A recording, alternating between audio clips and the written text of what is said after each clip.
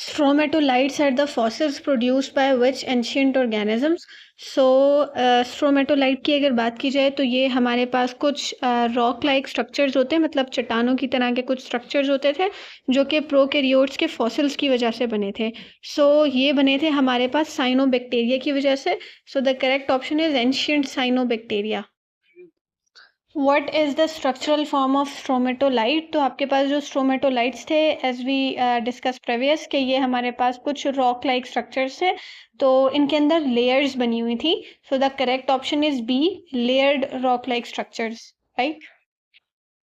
Lamarck's theory of evolution is most closely associated with which concept?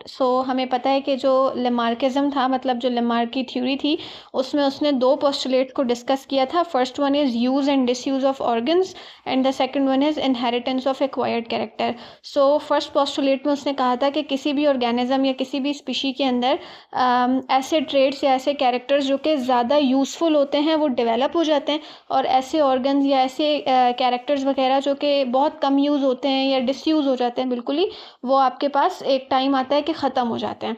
और दूसरे postulate में उसने ये कहा था कि इनहेरिटेंस ऑफ एक्वायर्ड कैरेक्टर्स, कि आपके पास कोई भी कैरेक्टर जो कि ज़्यादा यूज़ हो रहा होगा वो ज़्यादा प्रोमिनेंट हो जाएगा, और फिर नेक्स्ट जनरेशन के अंदर भी वो जो एक्वायर्ड कैरेक्टर है वो इनहेरिट होगा। The correct option is option number C. Which field of science was combined with Darwin's natural selection to form neo-Darwinism? जो neo-Darwinism है वो डार्विन्स थ्योरी की या डार्विनिज्म की एक मॉडर्न फॉर्म थी, जिसमें डार्विन्स नेचुरल सिलेक्शन को कंबाइन कर दिया था जेनेटिक्स के साथ। ठीक है, क्योंकि डार्विन इस चीज़ में फेल हो गए थे, क्योंकि वो अपनी इस थ्योरी को जो है वो जेनेटिक सपोर्ट नहीं दे सके थे, जेनेटिकली नहीं एक्सप्लेन कर सके थे। जब आप डार्विनिज्म को मेंडलिज्म के साथ, यानी कि ग्रीगर जॉन मेंडल जो थे उनके साथ, यह कहना चाहिए कि जब आप अपने डार्विनिज्म को इनहेरिटेंस या जेनेटिक्स के साथ कंबाइन करके एक्सप्लेन करते हैं तो उसको नियो डार्विनिज्म कहते हैं।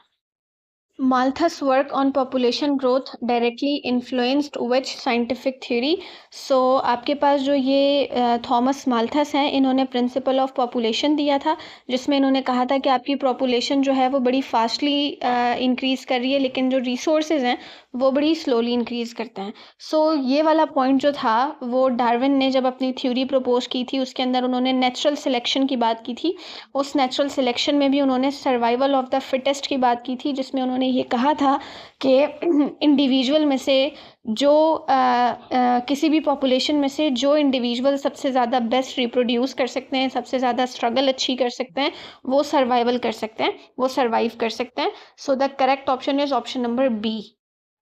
Stromatolite serves as the fossil's evidence that prokaryotic life existed approximately how long ago? सीधा सीधा आपको ये बताना है कि प्रोकैरियोटिक लाइफ जो थी वो कितने years ago आ चुकी थी। The correct option is option number C. तकरीबन 3.5 बिलियन years ago आपके पास पहला जो आर्काई बैक्टीरिया है वो देखा गया था, that is actually a prokaryote.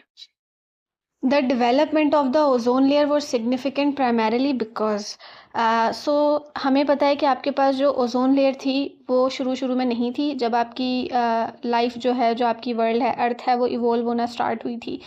Ozone layer से पहले आपकी जो ज़मीन थी, इसका एनवायरनमेंट रिड्यूसिंग एनवायरनमेंट था, ऑक्सीडाइजिंग एनवायरनमेंट नहीं था। आज जब आपकी ओजोन लेयर प्रोड्यूस हुई तो इसने रेडिएशंस को फ़िल्टर करना स्टार्ट किया, आपका एनवायरनमेंट चेंज हुआ और एक ऑक्सीडाइजिंग एनवायरनमेंट जो है वो प्रोड्यूस हुआ या डेवलप हुआ, और इसकी वजह से ये एनवायरनमेंट सूटेबल हुआ ऐसी स्पीशीज़ या ऐसे सब्सटेंसेस के रहने के लिए या ऑर्गेनिजम्स के रहने के लिए जिन्हें ऑक्सीजन चाहिए थी। ठीक है, the correct option is option number B, blocked UV radiation and enable life to colonise land. Early autotrophs that use hydrogen sulfide belongs to which metabolic category? First of all, आपके पास जो autotrophs थे वो दो तरह के थे। पहले जो ऑटोट्रॉफ्स थे वो हाइड्रोजन सल्फाइड यूज़ किया करते थे, और इसके बाद जो ऑटोट्रॉफ्स थे वो आपके वाटर को यूज़ करते थे और ऑक्सीजन प्रोड्यूस करते थे। The correct option is option number B, anaerobic autotrophs. Which of the following statement about Wallace and Darwin is correct? आपके पास जो अल्फ्रेड रसल वेलिस हैं, इनका एक्चुअल में आइडिया था जो डार्विन ने हमें थ्योरी ऑफ नेचुरल सिलेक्शन दी है, उसके ऊपर सबसे पहले सोचने वाले जो साइंटिस्ट थे वो वेलिस थे।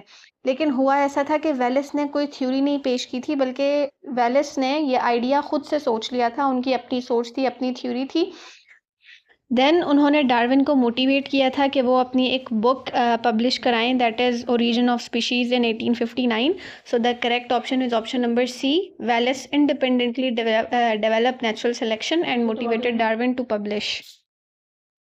Corliss Linnaeus believe in special creation means he thought the species. So अगर हम स्पेशल क्रिएशन की बात करें तो स्पेशल क्रिएशन में ये कहा गया था कि जितने भी इंडिविजुअल, जितने भी ह्यूमन बींग्स या स्पीशीज़ मौजूद हैं, वो जिस फॉर्म में हैं उनको डिवाइन ने, गॉड ने या नेचर ने इसी तरह पैदा किया था, उसमें एवोल्यूशन का कोई कॉन्सेप्ट नहीं था।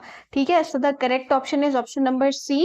The species were created individually in their fixed and final form.